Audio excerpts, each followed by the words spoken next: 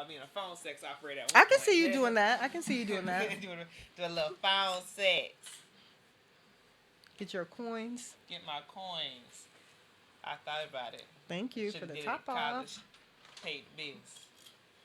All right. Let's. All right.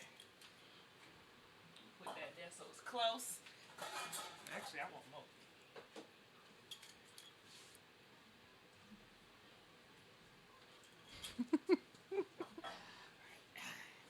All right, let's get this party started.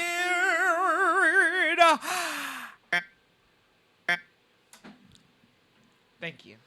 Rapping mimosa, these bars in the holster. Pouring up a drink, put my name on the poster. Women who can rap make you come a little closer. Step out the whip, drop a tip to my chauffeur. New guest on my list, champagne's by my hips. It's time to get lit, y'all know what it is. It's time for rap, and mimosas.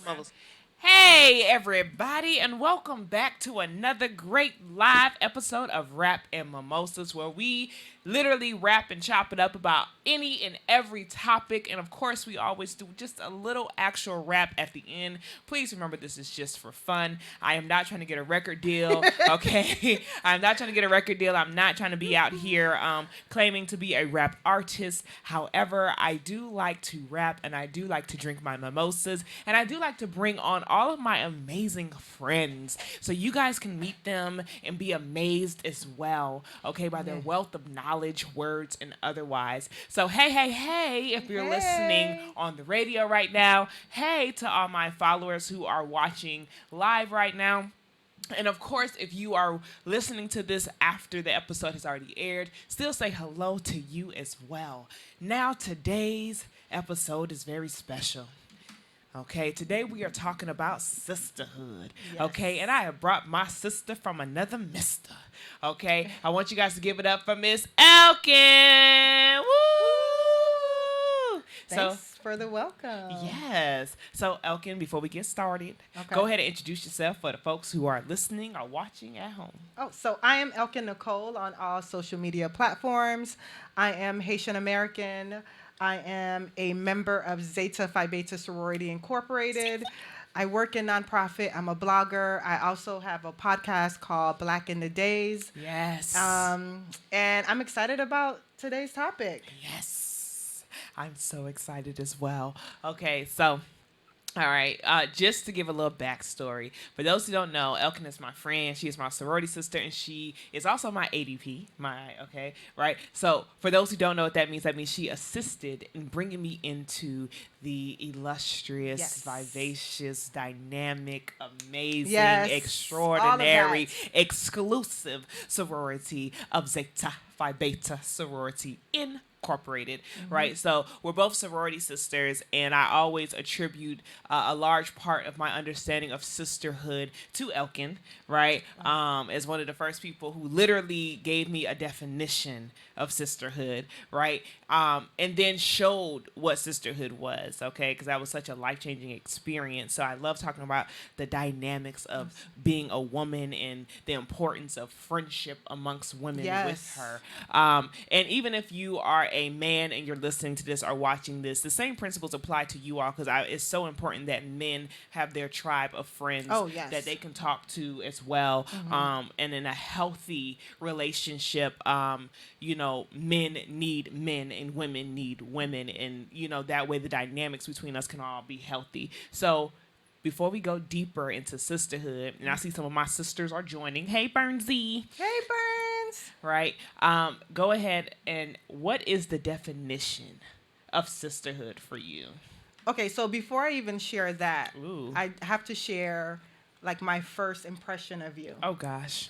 So I met LaShow at what we would call an informational tea. Yes. And so she walked into the room, and I'm all about energy. So if anyone ever knows me, my motto is energy doesn't lie. So she walked into the room, and I think it was Eunice who was next to me, and I said, who is she? I don't know who she is, but I just know she has to be in this sisterhood. It was just a positive energy, a ray of light. that you felt drawn to, that you had to have in your life, like in your circle. So for me, sisterhood has been a lifeline, a literal lifeline, and we'll probably talk about that later on about why I say that. But sisterhood to me really is relationships that are based on honesty, growth, and then I think the divine is in there for me. So when I think of sisterhood, I think of growth, love, right, and respect, honor, but I also see God in sisterhood. And so, yeah, so for me, that's what my definition of sisterhood is. I love that. You see God in sisterhood. You know, I think like when you find yourself in the right dynamic of women who love on you and pray for you and hold you accountable at the same time, it's like forehead kisses from God. Yeah, it is. Like literally is like forehead kisses from God. Ooh, we have a request. Hold on. It's Jules. Hey, Let's see. Jules. Let's see if she really wants to join or if that was an accident. I love Jules. I do too. Let's see. So one of our sisters, and guys, if you guys ever want to join, let us know. Jules. No, she didn't want to join. She probably did that. She probably did that by accident. Like, wait. Jules, come back. Jules, come back. Okay. But yeah, sisterhood is like forehead kisses from God, and I really.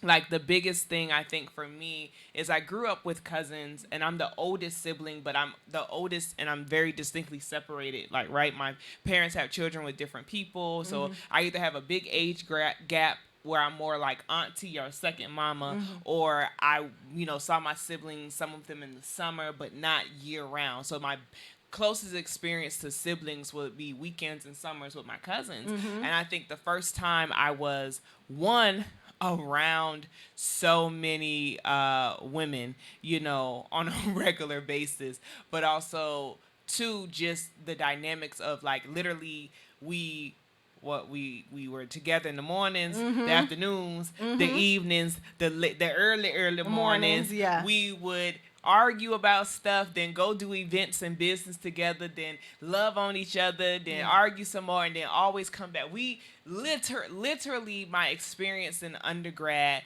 I always say that pledging my sorority was like one of the best decisions for my own growth that I could have ever imagined. Oh, same.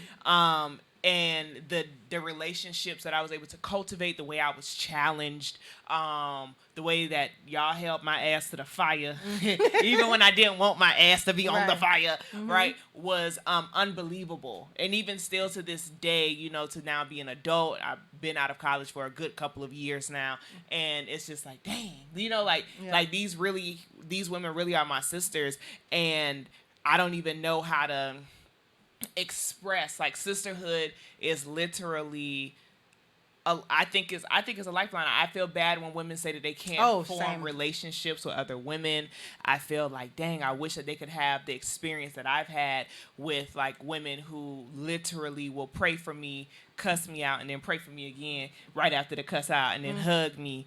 You know what I'm saying? Like I wish that for every woman, and it's a lifeline. It's a lifesaver. It's been times where, I've called you crying, or, I'm talking breakups, death, whatever, and that's genuinely women that you can rock with and hold on to. Even the women who have come after me and being able to cultivate relationships with them, even if I don't speak to them on a regular basis, has still been very life-changing because you learn from them too. Yeah. I see, things I need to work on, as well as things that I've learned by the women that I've been able to interact with post-graduation, or even, while I was in chapters. So, and it's influenced my relationships with women not in my sorority. It's influenced how I interact with my cousins and how I interact with my actual sisters and my siblings. So, yeah, sisterhood is, I loved how you said that the divine is in sisterhood, and the fact that I really do think that sisterhood, when it's done properly and you have healthy dynamics, it's like forehead kisses literally from God. Yeah, I think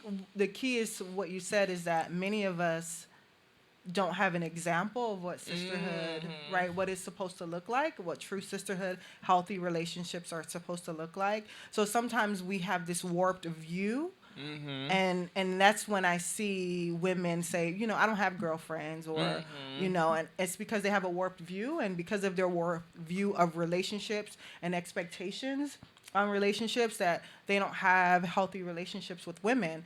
And then it's unfortunate, because I think sisterhood is key to your overall development, right, and your growth, and your life's purpose. I think you are able to reach whatever God created you to be, that thing, when you have women, sisters, who are supporting you, whether it is an encouraging word or a prayer, or, you know, cussing you out in that second because you were toxic, as and they called you out on it. So I think there needs to be a conversation on, how do you have healthy relationships? What does it look like?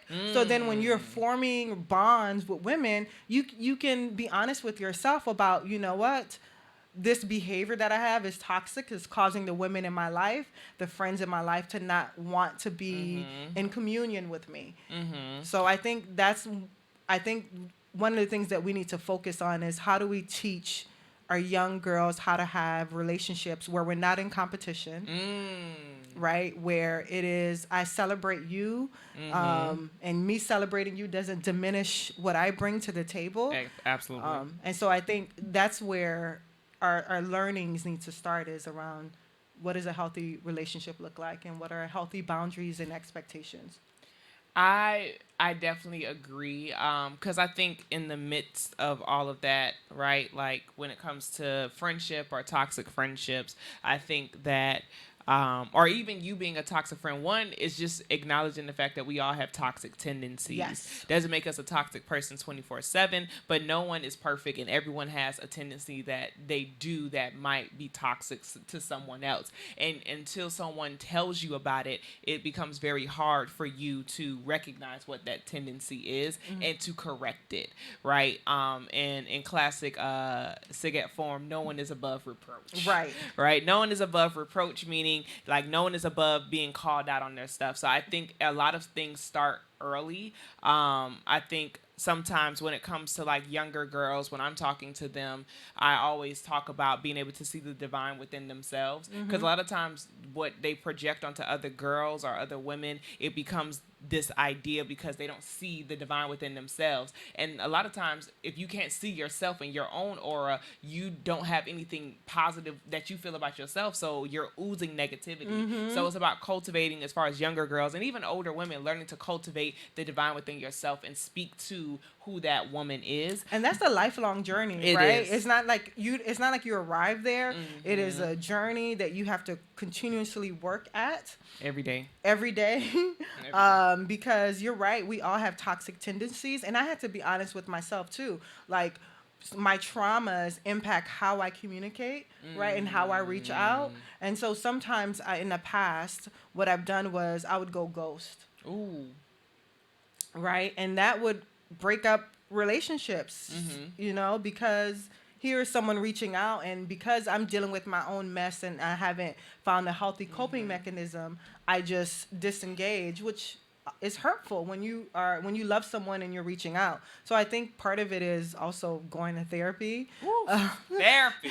Yes, going to therapy, and then being honest. What you said, having the emotional intelligence to be honest about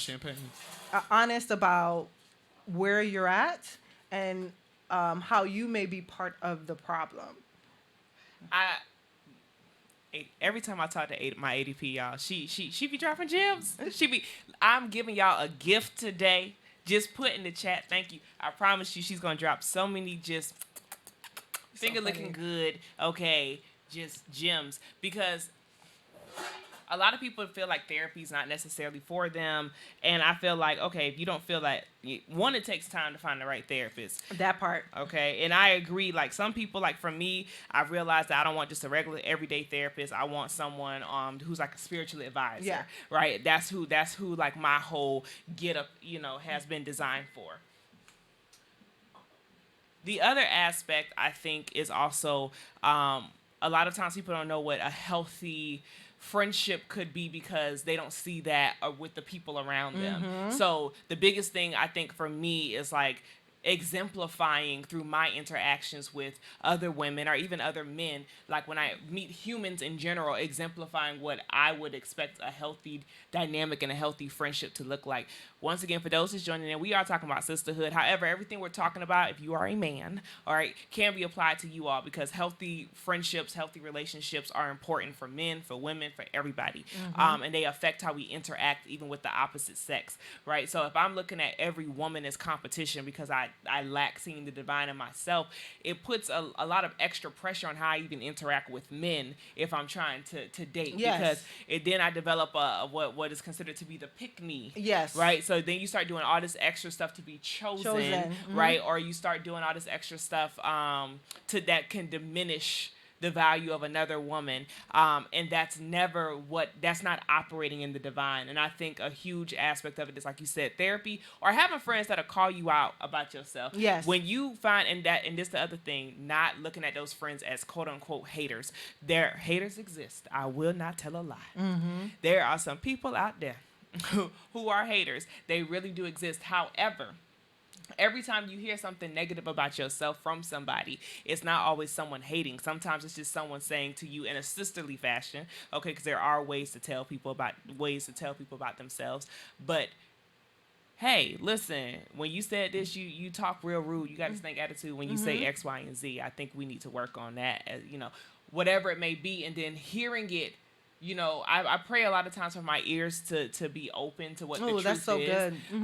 Because when it comes to like people telling me things about myself, there are times where I've encountered people, and I didn't realize it till late, where people will be intimidated and try to tell me negative things about myself versus people seeing the light in me and telling me things about myself for my growth. Right. And you have to literally cultivate, once again, when you cultivate the divine within yourself, it affects your relationships with other people, because now I have a certain level of discernment and I can go off of your energy and your vibe, and what you're saying to me, that doesn't feel right or sit right with my spirit.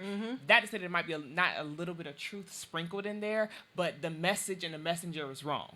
Versus if I know you have nothing but the best intentions for yourself, because I look at how people treat themselves. Ooh. And if people don't treat themselves right, why would I expect you to treat me and my heart and my friendship right? If you don't take time for self-care, if you don't take time to invest in yourself on a mental, physical, you're talking spiritual, about a whole nother level of sisterhood, right? Like, that understanding that my ability to pour into me is going to impact this entire like dynamic. And I don't think people realize that part of giving to people that you love and you care about and your sisters means also spending time to make sure that you're good. Because then you can show up in your best authentic self in your relationships, because you don't want to be the person who shows up to a sisterly function, and because you have not dealt with your trauma, because you have not dealt with your ish, then you're bringing negativity to the space. And you're what we call vampires. Ooh, right? Where leech. You just suck the life out of a room. And so part of, I think, being a good, having sisterhood is also understanding that you yourself are a part of that sisterhood, so taking care of yourself. And it's so influential, because how I see you treat yourself impacts how I know you're going to treat me and how you're going to interact with me, but also how I watch you treat other people even before we engage. Like, I've seen people treat other people so well that's just like, ooh, you're a great person. I want to get to know you, right? Versus seeing someone who treats other people piss poor, and it's just like, I want to get to know you. I don't want to kick it with you. What to y'all said in ATL? I don't want to skate with you. I don't want to kick it with you. Nothing. Get off my porch. Like, that's legitimately how it can feel. I think another concept that we sometimes neglect too is that when it comes to letting friends go. So, for instance, in this past season, and I think everyone experienced this in 2020, there are certain people that had to be cut out of my life, and one person in particular that had to be cut out of my life was a girl I had been friends with since I was in 10th grade. Right now, mind you, there were so many red flags before we finally both walked away, right? That we could have walked away in a much healthier capacity. Like, we could have genuinely just faded away and been a lot, like, been able to be cordial. But the way we ended was such a huge blow up, because it was a lack of something happening on both ends. On my end, I have the tendency to hold on to any relationship longer. And that's my own personal trauma of abandonment issues and different things coming up where I just don't want to let something go that I've had for so long in my life. And then, on her end, it was a lack of her being honest about certain things that she had been feeling for a while. So here it is where we're having conversation now, and you're coming from a completely different angle, and I'm looking at it as, well, you haven't really been a good friend to me for a while now, and now you're coming at me about something. So, and it was also bad time, and I was going with, like, my family situation had just started, so it blew up. But in a process of, like, okay, this blow up has happened. I'm frustrated. I'm angry. I got all this other stuff on my plate. You have to mourn a friendship. So there's two things you're saying here. The first thing is this: we have this warped idea of loyalty, and that causes us to stay in relationships much longer than we need to, because we want to be considered loyal. And I think the first thing is, if you're loyal to a sense of values, right, that guide you, then you are going to make good decisions instead of just being loyal to a particular person. Because the question I have is, if I'm in a relationship with you, you're my sister, my value system tells me that I'm going to care for you, I'm going to support you, and you're going to do the same for me. You're going to pray for me. I'm going to pray for you. When I have high moments, you're going to be celebrating with me. And then when I need a listening ear, you're going to be there, vice versa. Right? So those are my values when it comes to relationships. That's what I'm loyal to. So if you are no longer living to those particular set of values, then I have to be loyal to the values, because I know that's what edifies my life. So I have to let you go. So I think that's the first thing, is not making people feel guilty for letting go of relationships that no longer serve us, right? Yeah. And the second thing I think is,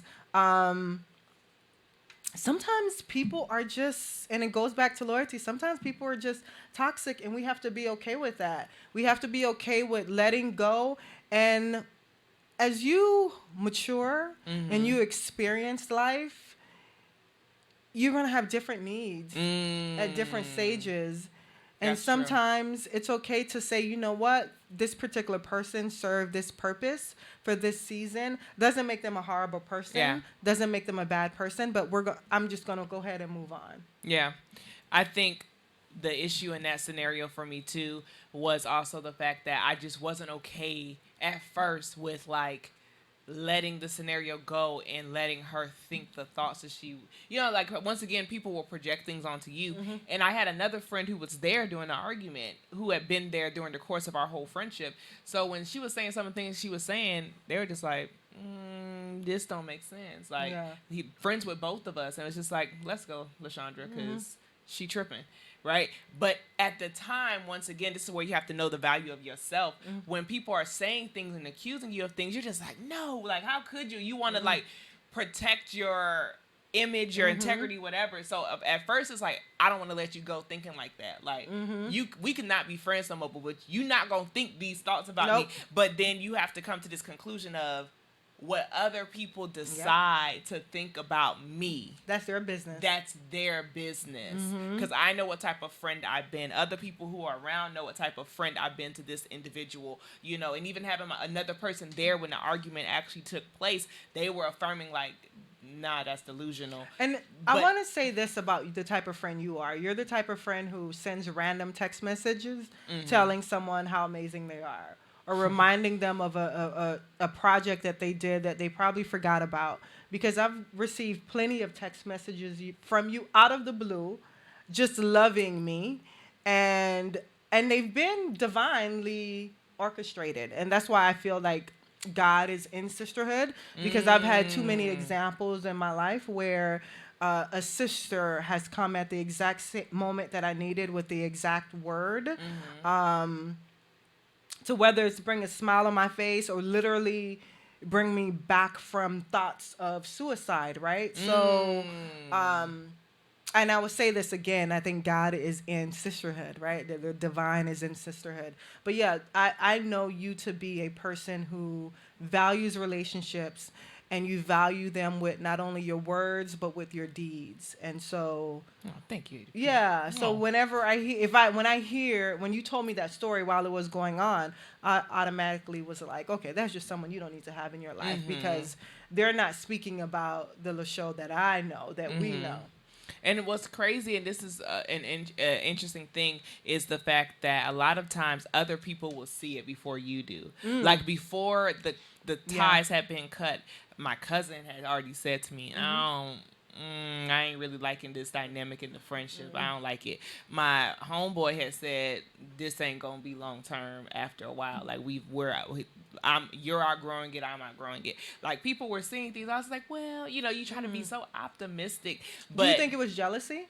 yes, Yeah. I think it was in part jealousy. And not necessarily like jealous of the way I look or this is that. I think just the choices I made were different from this individual. And I think that a lot of times she would do comparisons. I wouldn't do comparisons, but it would be a natural thing for her where she would say things that sounded like she was comparing herself to me, but putting me in like this whole like a holier than thou place. And I'm like, I'm not trying to do that. I'm a flawed individual. So I think that after a while, like I think that started to kind of Eat up. yeah. I will say this. So this is what I think. Jealousy is a natural human feeling and reaction. And so for any people who are listening, if you feel the inkling to say, oh, I've never been jealous of my friends, don't lie. That's a lie. That's a lie. Okay? So let's be real. What you have to do is just check yourself in that moment, because I've been in, and this is me being really vulnerable right now. I like to say it's my superpower, right? So I've had friends who are married and have kids, or when another person gets engaged, I'm like, fuck. You know what I mean? But then I have to check myself. I give myself permission to have a human feeling. Yeah. That's number one. And then I have to check myself and say, you know what, I love my friend. And when it's time for me, it will happen. And so I think part of the reason why some sisterhoods or relationships don't last is because we're not honest about the jealousy, right? When it creeps up. And then we turn it into, oh, it's a them, where we were never honest about that initial feeling, So I think being honest and then checking yourself. And then I also think we have to have realistic expectations of our friends, because I realize in this day and age, I've seen some friendships where they start to almost seem like people expect relationship things out of their friends. Yeah. Like, if I call you, you have to answer every single time. Or if I'm struggling and you haven't checked up, and that was one of the issues. If I'm going through something and you haven't checked up on me in a week, oh, you're a bad. It's just like, I'm not your man. Yeah, that sounds like codependency. It becomes very much so a codependent thing. Or if I text you and you haven't texted me back, why don't you text? Like, that was the type of conversation that we were having, and I was just like, I'm not your man. It's like I have my own stuff going on just like you do, and in a lot of cases I was a lot more independent in the sense of how I was taking care of myself than this individual. So I was just like, I literally got to get it out the mud. We're in two different situations right now. And I think that that's something I realized too. It's just like, and it's not just in that dynamic. I've seen it with my friends or my cousins and some of their dynamics. I'll be like, ooh, now that I've been through it, I can recognize and say, that person, they too clingy on you. They because it affects the whole relationship, where you realize, especially, and I can't speak for what men go through in their friendships. However, I have heard stories sometimes. One story in particular where it's just like, sometimes guys can be clingy too. It's a human thing where it's just like, bruh, what you doing? Let's go. And it's just like, no, like, why are you so overly dependent on your friendship? And I think that's when we get back into mental health and therapy, because you can be a good friend to somebody to the point where what they say about, like, in therapy, sometimes when your therapist gives you really good advice or they really hold you accountable and people like put romantic feelings on it, I think it can happen in friendship too, even if it's not necessarily romance per se in a sexual sense, but just the concept or idea of just like wanting to always kind of be in that flow of the energy of that person, and even just protecting your energy as much as you possibly can to recognize it. But as toxic as we know friendships can be, like you said, they can also be lifelines, and they could be legitimate blessings. And I think I know both of us have been very fortunate to have experienced the positive side of friendship. What would you say has been your favorite memory when it comes to friendship? And once again, if you're a guy, welcome. We're talking about sisterhood. Really, we're talking about friendship in general. Okay, so if you're a guy, you can still get something out of this, because once again, healthy friendships have to exist for us as humans. We're meant to have healthy relationships with other people platonically just as well as romantically. So I hope you guys are getting something from this too. So what would be your favorite memory?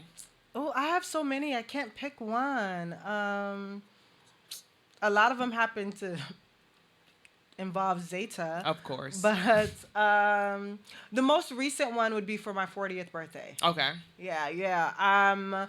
So I was having anxiety about it. I did not want to celebrate.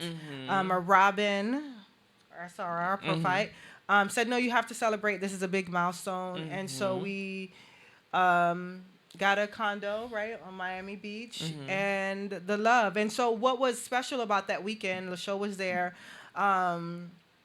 Sandy was there, Shelly was there, all Zetas, and then my friends Aisha, Anika, of course my sister Angie, and my cousin Verlandi. What was great about that weekend was I think the final night, we had, what do we call it, those balloons? Yeah. So the lanterns, right? So we had lanterns, and everyone lit a lantern and spoke words of affirmation over me. And it was so emotional. It was so powerful. It was like being in like a cocoon of just like love and just sunshine and just like all the good things. And it was just like, I left feeling empowered. I left feeling like God's love in a very tangible way. So I would say that's probably the most recent example of sisterhood because, you know, they drove from Orlando in the midst of COVID and made it happen. And I didn't have to worry about anything that weekend. I just literally showed up with my bags and we had a good time. It was a good time. Yeah, so I would say that's probably the most recent example. But anything in Zeta, I mean, when you came in to the chapter, that was such an amazing experience for me. Watching you grow, I mean, being your friend is joyful. Yeah, because you inspire me. Your creativity, you're a definition of a hustler. Like you're gonna go out there and make it happen. And that's what sisterhood is about. You want to be around women who are going to make you feel like the impossible is impossible by how they live their life and encourage you and support you and curse you out when they need to. That cursing out hurt, though. Yeah, it hurts. But sometimes you need it.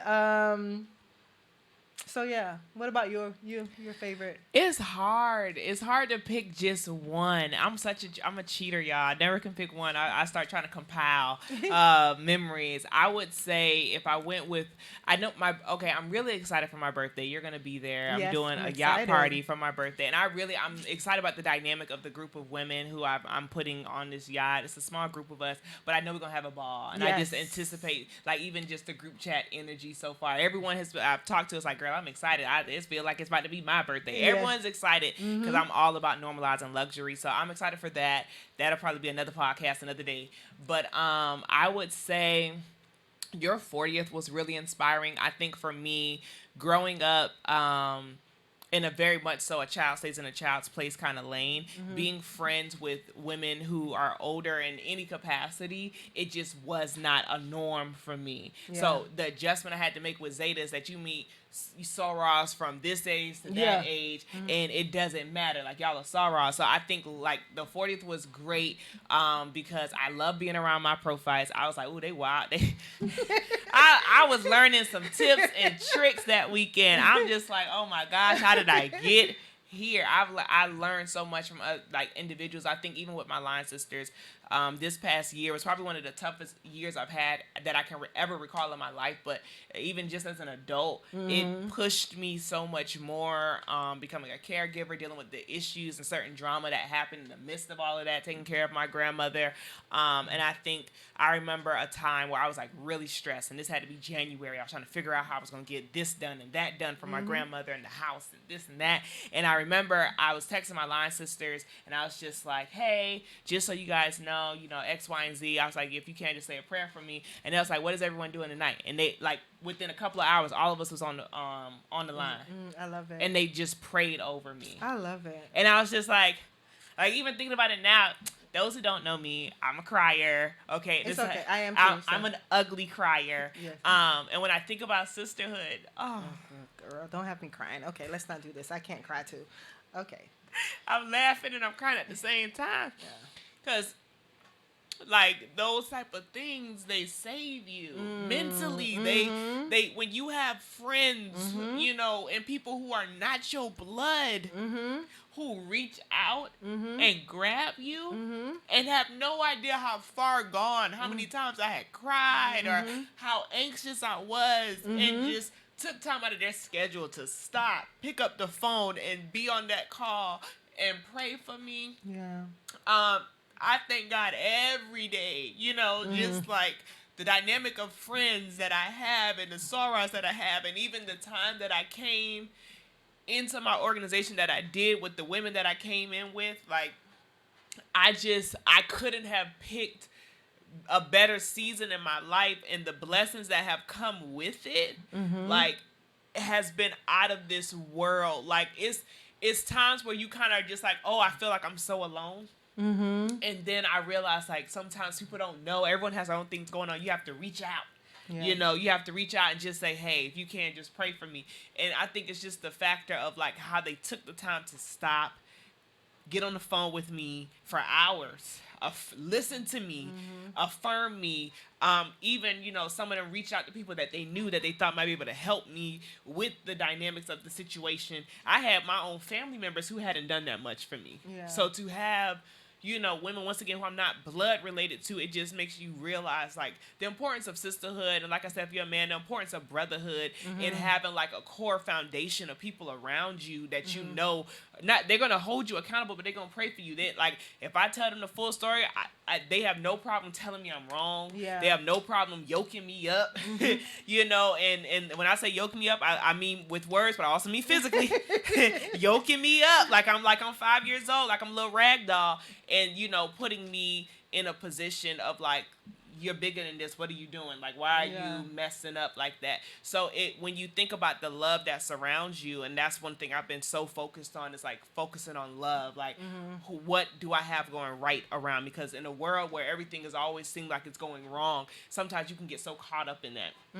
So I think that it's so important. That's why I send out the random text messages, sometimes just saying I love you to random people and affirming people, because if you pop up in my mind, it's just like, okay, my spirit wants to say thank you, so I'm gonna say thank you. And whether it's because you're going through something or you ain't gotta be going through nothing, I don't know, I want to say thank you. I want to say I love you. I appreciate your presence in my life. And I do this for my male friends, and I do this for my female friends. And vulnerability was something I struggled with. As much as I'm such a softie on the inside, I was just like, being vulnerable, though, like, you get more bees with honey. And I say I want softness and love in my life, so I want to exude softness and love, to people, and exude that vulnerability to people as well.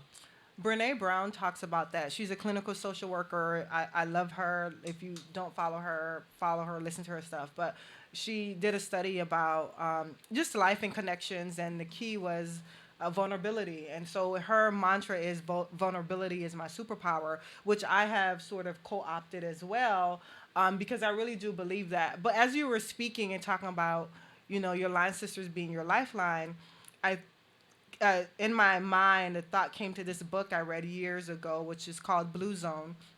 And it's a book that studies communities where people live to be 100 plus, right? And they're healthy. So obviously they're talking about physical health, so what do they eat and all that. But there is one component of that those communities where they live to be 100 and they call them centenarians, that really stood out to me was that those individuals made time for connections. And so there was a group of women who every day at 3 p.m. or in the afternoon, they sat together. Sometimes it was just gossiping, but they were in communion with each other and having sisterhood. And the doctor who wrote the book contributed that to their long, healthy life. And so we minimize, so when I hear women in particular minimize the importance of relationships, I'm like, you're impacting the longevity of your life, because there is such a fullness and a richness and relationships, healthy relationships with women. And for the men on here, there is such a fullness and richness and healthy relationship with men that I think we all should be more intentional about cultivating those relationships, so you can experience what LaShow experienced, you can experience what I experienced for my 40th birthday, because those are the lifelines. Like, I think about that, right? When I have self-doubts, I think about those moments, and then it forces me to reach out when I feel like whatever burden I'm carrying is too heavy. And we know about burdens, and so it's important for us to give, create a space where we can have our sisters and our brothers allowing us, helping us carry those burdens. And I think, and just, I know we're talking about sisterhood a lot, but shout out to like men who are genuinely out here, like being brothers to their sisters biologically and not, because that relationship is so important too. Having a core group, or even, a core group of men that you can talk to, especially as a woman, and I'm out here trying to date men, it's so important that sometimes I have a man who can explain man things to me. And shout out to just the men who are genuinely out here. I've had some great relationships with men platonically that have just blew my mind with the way that they would pour into me, and the way that they would, genuinely listen and talk, or even if they talk trash, because that's a lot of times what happens. But they genuinely, pour into you, and that's so important.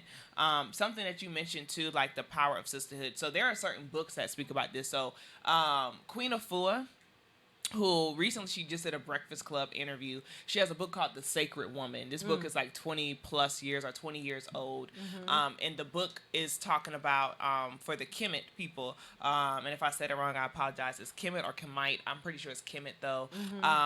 Pretty much, in Africa, like all of these different principles of what should go in the body, pretty much women becoming like within their divine feminine in the physical and the mental, and it literally gives like a play-by-play of what you're supposed to do daily. If you're on a cleanse, what you're supposed to do during that cleanse, the type of foods you should eat that are beneficial to the womb, and different things like that. But she speaks a lot about the power of a circle of women, and like, women getting together and doing things together. So whether that be that they were knitting or quilting together, or they get together, and in this day and age they get together and they twerk, or they get together and they have brunch. Like, it's such an important thing, and ancestrally that's something that's been done for a very long time, where the women would get together with women, the men would get together with the men, and they would be able to affirm each other. Because as important as it is for you to affirm yourself, it's so mind-boggling sometimes we don't get a chance to see our own light.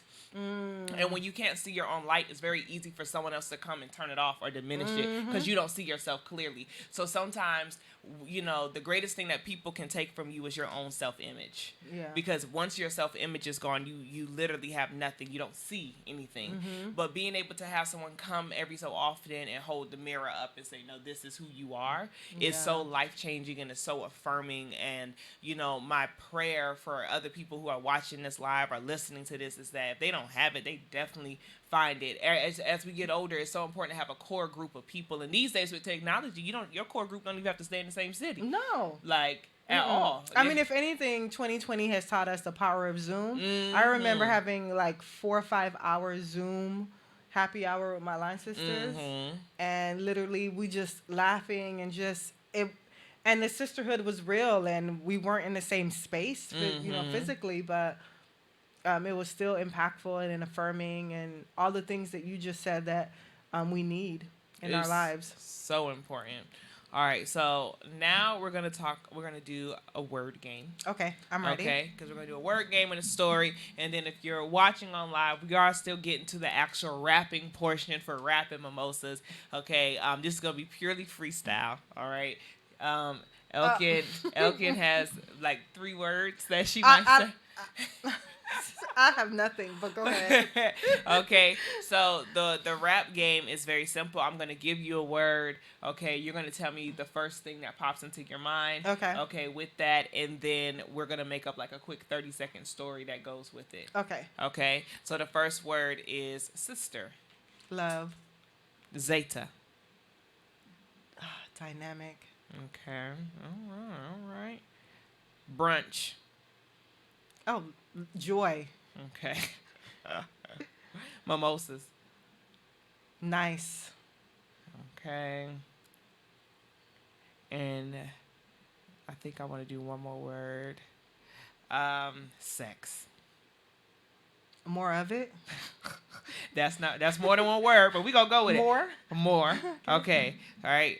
Because the one thing I can tell you now, but it's one thing I done learned from my sister's child. I done learned some things about some sex. Okay. I done learned some things about some sex from my sisters.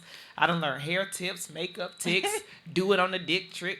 I was like, boy, these women. I said, boy, this is greatness. This is why you need sisters. Okay, so what we're gonna do now? Okay. Okay, is you're gonna take a moment. Oh, look, my line sister joined. Hey, Chanel. Hey, Chanel. I don't know if she actually paying attention or she just clicking through. All right. So what we're going to do is you're going to use love, dynamic, joy, nice, and more. You're going to take the time right now and make a story? Yes. Okay. Yes. Okay. So I'm going to give you about 10 seconds to think. It could be a story about anything. It just has to deal with love, dynamic, joy, nice, and more. Okay. Okay. And then while you do that, I'm going to get some more champagne. So you want me to start now with my story? Yes. And I'm a poll. Okay. So my story is our listeners. So for, you know me, I have to be extra. So I'm trying to speak things into existence for people who are listening. So in the next few weeks, you're going to encounter the manifestation of God's love. Ooh. You will see it in ordinary things. It will be in a dynamic experience. You will feel immense joy. And you will find the beauty in so many things, and you will have what I call just really nice experiences with other human beings. And it will leave you wanting more, knowing that you deserve more, and expecting more in your life. Come on, Prophet Elkin. Yes. So that's for everybody who's listening. Okay. Yes. Story and affirmations. I love it. Okay, for those who are just joining in, we're about to do the rap portion of Rapping Mimosas. Okay. It's going to be completely freestyle. Remember, we are not trying to get a record deal. I'm definitely not trying to get a record deal. However, I love, doing Rapping Mimosas. And you guys missed, if you guys came in late, you missed some good topics. But, the replay is, of course, available. It's going to be available tomorrow on my YouTube for Rapping Mimosas, as well as, of course, this live will be available on my page for just a couple of days. Of course, special shout out. I see my line sisters are coming in the building. I just want to shout them out really quick for joining because I was talking about y'all earlier. So I was talking about y'all. Saying she cried, y'all. I did cry. I did the ugly cry. Okay, I did the ugly cry for my line sisters who are just joining, talking about y'all and how much I love you and care about y'all. And then shout out to everybody else that's joining. Look, my pro fight joining. Robin just joined. Hey, Robin. Special shout out to Robin. Special shout out to Black in the Days. Can you tell us about that for a second? Yeah, so Black in the Days is a podcast where we celebrate the diversity and the complexity of the Black experience. And Robin and she is my sister, my pro fight, my friend, my ride or die, my concert goer. So we host the podcast because we love Black people. So we just talk about everything Black, whether it's politics, mental health, music, sex, all of it. It's just our core. You're so funny. Our foundation really is just really celebrating Black people. And so we have good conversations. So the show is going to join us soon, I hope. And we have dope guests, and we're on all They really do. podcast platforms. So Spotify, Google, Apple. Check us out. Black in the Days. They really do have dope guests. I want to do a special shout out to Robin. If you guys have ever seen one of my Yoni Poppin' Tuesdays, Robin was on there talking about trauma. I actually just booked her again. So we will be bringing on Robin to talk a lot about behavioral things and trauma and how they correlate and relate to each other. And she keep it real spicy and keeps it real informational and engaging. It's very informative. She brings the science. Like, she brings the science, but her personality with it is like perfection too. Yes. Okay, so I love me some Robin. Okay, Me too. And I'm so thankful for your 40th, because that brought me and Robin in the same room together. Yes. And I'm just like, ooh, yes, Robin, yes, I like you a lot. Okay, so just shout out to Black in the Days, very dynamic podcast, like really, really good. And then I know we didn't get a chance to talk about it as much, but just what's the one? And I gotta talk about it, because I promise y'all, okay, if there's anything with the sisterhood too, man, I done picked up some tips and tricks. Y'all think I'm playing, okay? What's something that you've learned? I'm gonna put you on the spot. It's gonna be a vulnerable moment. What's something you've learned when it comes to tips and tricks on the dick in sisterhood? We done talked about all the gushy, love, sentimental stuff. I'm gonna talk a little bit freaky. It's the mimosas coming. I would say, I don't necessarily have a specific tip, but this is what I've learned, is not to be ashamed of sexual desires. And then also to own the fact that, like, I tell you this all the time, that I know this may not be for all women, but I personally like giving head, right? Mm-hmm. And so I've received some tips from, our sorority sisters on how to be better at that. And because I think Zeta, we tend to be competitive women, like we always want to be excellent. I think it's always a competition. Yeah, so we always try to be excellent in that area too. But I think once I allowed myself to be vulnerable, I think what I've learned is that it's okay to be a sexual being and to own it. And not have shame. Like, one of the guests that we had is Zeta, right? But she's also a sex worker, right? She's in the porn industry. And so we had a conversation about that. And for me, growing up in a very conservative Christian household, to see someone that I admired, someone who's intelligent, has multiple businesses, and has all the qualities that I admire, like, he's a good human being. And so it's changed my perspective, and even it made my faith more expansive. So yeah, I don't necessarily have a specific tip per se, but I think generally it's made me more open to enjoying sex. And then, if there's something that I don't like it. But if I like it, I like it. I agree. It's taught me to be a lot more. I'm already like a very like Look vocal. at Robin with the eyes. Like, who taught you that? Right?